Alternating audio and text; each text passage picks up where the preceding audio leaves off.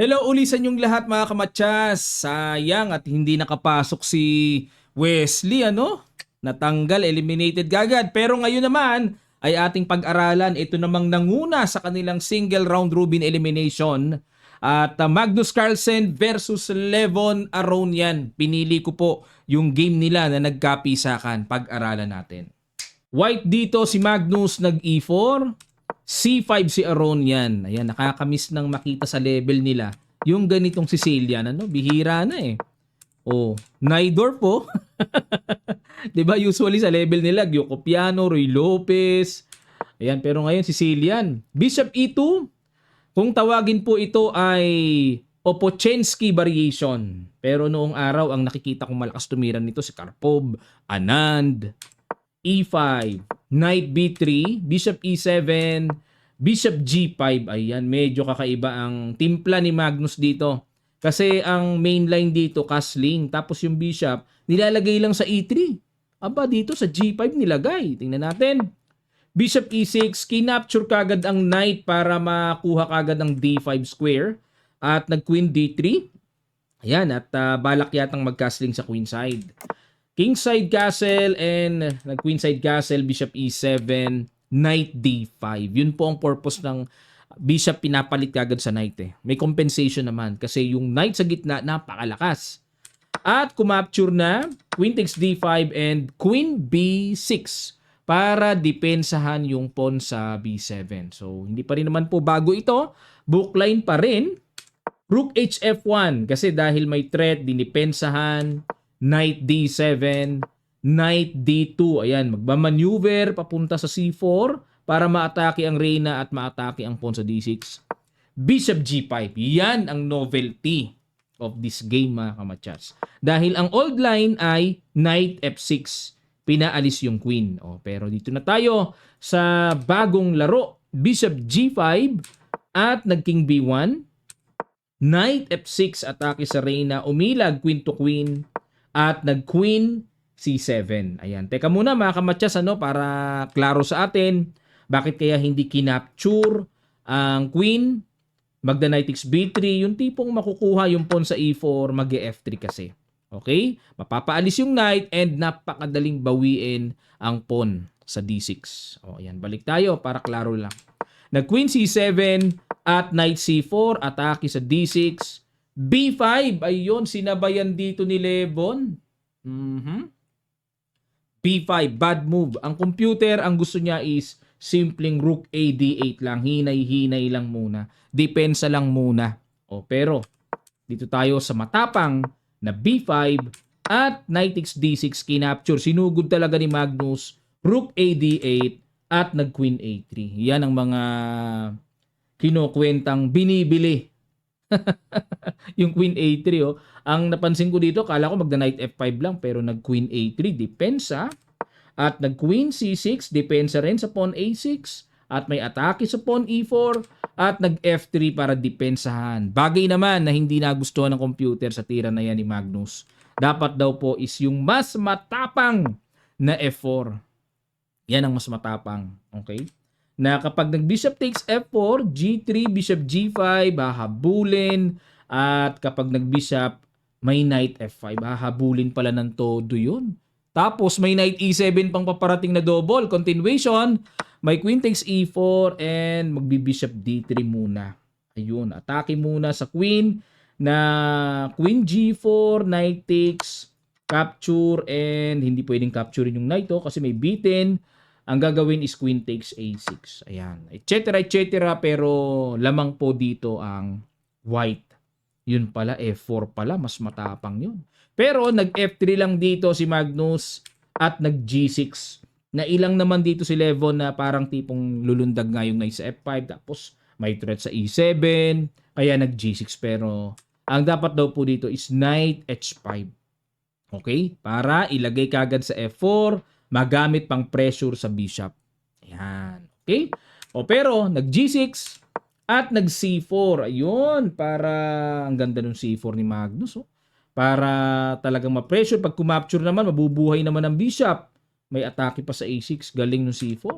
Nag-B4. Napilitan tuloy si Levon dyan. At Queen takes B4. Bishop E3, idea is to play Bishop C5. Ayun, para makuha yung knight at nag-knight B7. Another precise move. Galing, accurate talaga. Oh. Rook B8, knight A5. Another accurate move by Magnus. Galing, parang computer yung tiro. Oh. Face-to-face tournament po ito, mga kamatyas ha. Ang galing, tumbok oh. Sabay Queen A4. Ang galing talaga. Accurate. Rook B6 para papatong ang tore at nag-knight B3, Bishop C5 and kinapture na at nag-rook D2. Ayan. Ito po yung mga timing na dapat nating matutunan. May tamang pag-atake, may tamang hinay-hinay lang, islog-islog lang. So rook D2 idea is to protect the B2. Baka kasi masakripicean dyan mamaya. And para yung tore ipapatong din para may malakas na baterya sa D-file. Rook B8 and nag-rook D1. Ayun, kasasabi ko lang pong ibabaterya. Pero binad mo ba naman ng computer? Dapat daw is rook C1. Ayun, ito medyo malalim na to, no? Ako, ang nakita ko lang, natanaw ko lang is battery. Pero binad mo ba ng tira na yan eh? King G7 para makaiwas na sa mga sundot-sundot check umangat. Pero another bad move na naman. So, rook B4 daw ang tira. Okay, papakapture yung pawn. Tapos, rook 4 B6. Queen A4, Rook B4. Mangungulit. May kulit-kulit ba? Pag nag-Queen A3, wala bang Rook takes B2? Mga ganon. Pero dalawang tore kapalit. Queenless pero dalawang tore. King G7 and Rook B5. Ayan po. Et cetera, no? So, 2 rooks versus Queen. Pero mahirap pa yan. Balik tayo. Sa King G7, Rook C2, ayun, di na rin natumbukan ni Magnus. Rook C1 pa rin ang gusto ng computer. And nag-A5. Dapat daw dito is Rook B4 pa rin. Talagang pinapakapture pala talaga yan. Pero nag-A5 si Levon. At nag-A3, ayun, napansin na. Napansin na obserbahan ni Magnus.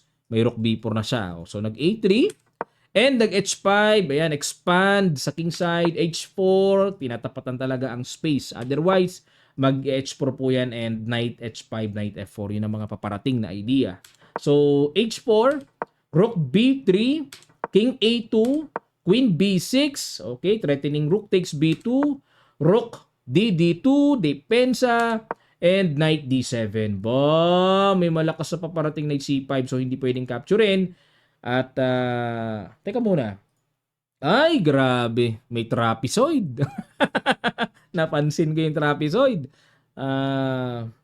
Ay, oo nga, no. Akala ko. Okay, mga kamatyas. Ito po, no. Kasi dalawa kakain dito. Ayan. Okay. So, itong Knight D7, ano kaya sa palagay nyo ang accurate move dito? Ayan, medyo critical to position na to eh. Papasel ko sa inyo, pag-guess ko sa inyo, ang ginawa ni Magnus. Sa ilang sandali lang, tutuloy agad natin. Start.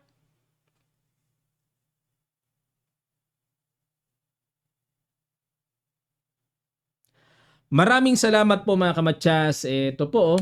Boom! Queen takes knight. Ang una ko naisip, may rook takes A3. Yan nga ginawa. Na kapag kinapture ng pawn, may matcha sa ilalim.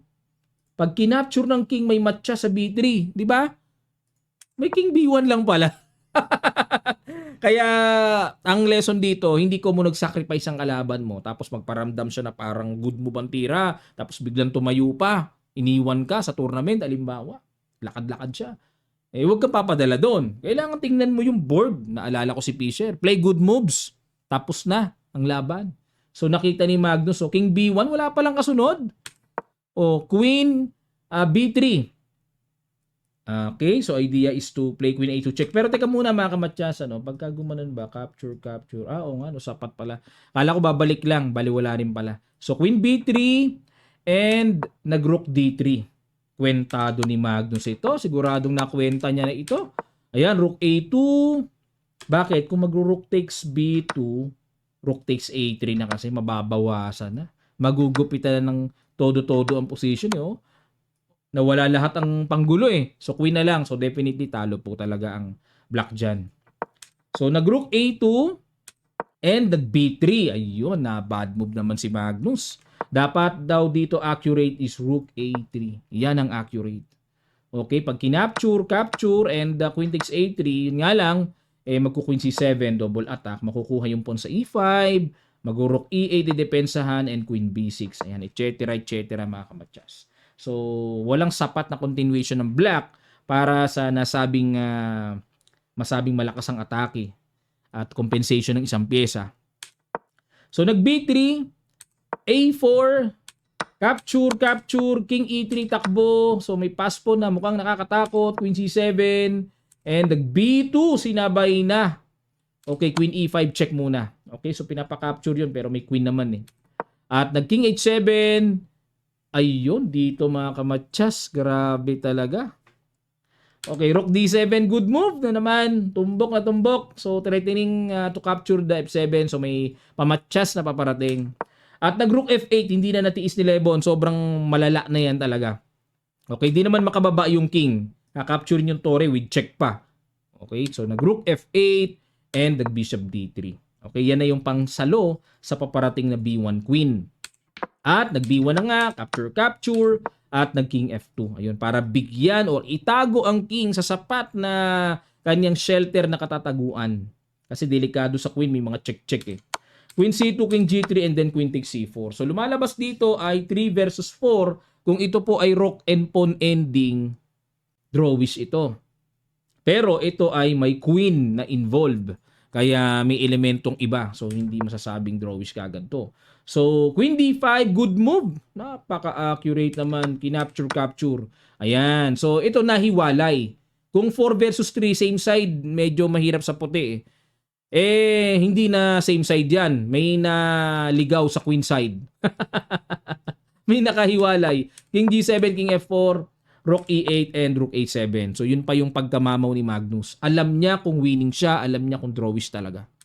So, Rook E2, G4, capture, King F8, D6. Yun lang. Napatulak agad ng maaga. Accurate po is, yun lang. Rook C7. Ayun. Rook C7. So, dyan lang pala. Okay, pagka nag-rook dito, may pasok kasi doon. So, mahaba-haba pa ito. Pero, grabing timplahan ng ending ito. O, D6. Nag-king E8. King G5. Nagkasunod-sunod na rin. Nako, halos equal na. Halos drawish na. Dapat daw po is Rook A4. Ayun. Idea is, maisalubong doon, ma-eliminate yung tore. So, dito, iiwas ang tore at magki-king E5. At kapag chumek, may king F6 papasok. Pag chumek ulit, king G7 pasok. Yan po ang winning method, mga kamatsas, na tatandaan natin. Then push, ayun no. May pang push na pass pawn sa kabila. Okay, at nakikita ko dito is Rook A7 din or check, Rook A7 para makuha naman yung pawn F7. So yan po yung mga diskartihan dito pagdating sa endgame, no? Pero king G5 kagad si Magnus, na-excite siya na makarating kagad doon sa G7. Rook E4 para di makagalaw. May capture nga naman sa G4 at hindi na rin pumatamaan talaga. Ang perfect move ay Rook G2. Yan pala. At halimbawa kung mag-king F6, may Rook takes. So, check. Wala rin pala, no? May check lagi sa ilalim. May drawish. Oo, accurate po yung Rook G2. So, ano kaibahan sa Rook E4? Yun din naman ang pakay. May check, ganon. Rook F8. Okay, teka muna. Compare natin mga kamatsas Anong kaibahan dito kung ganun din ang gawin? Check, ganoon at mag-Rook F8. Anong kaibahan? May F5! Nakita na natin ang diferensya. Di makapalag yung G-pawn kasi nakapin. Ayun, pag kumapture naman dito, may Rook takes G4, capture, o di tabla. Ayun pala ang diferensya doon. Okay, galing.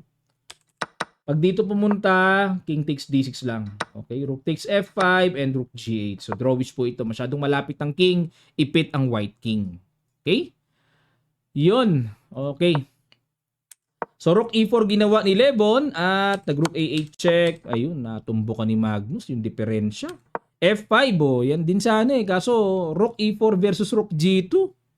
Capture, and H5. Ayun. H6. Wala. Galing talaga sa endgame.